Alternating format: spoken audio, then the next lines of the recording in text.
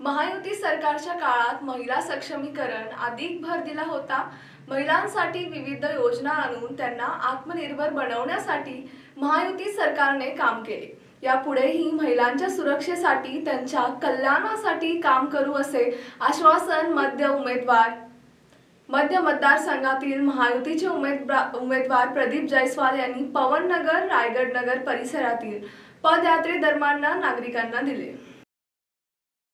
प्रदीप जयस्वाल यांनी आज आपल्या प्रचारार्थ पवननगर, रायगड नगर आणि श्रीकृष्णनगर परिसरात भव्य पदयात्रा काढली होती। यावेळी महायुतीचे पदाधिकारी, कार्यकर्ते आणि नागरिक मोठ्या संख्येने सहभागी झाले होते। या पदयात्रेदरम्यान नागरिकांनी प्रदीप जयस्वाल यांना आपल्या समस्या सांगितल्या, त्या सोडवण्याची विनंती केली। तसेच आम्ही आपल्याला मोठ्या मताधिक्याने निवडून आणू असे आश्वासनही दिले। या पदयात्रेत विविध ठिकाणी महिलांनी प्रदीप जयस्वाल यांचे औक्षण केले।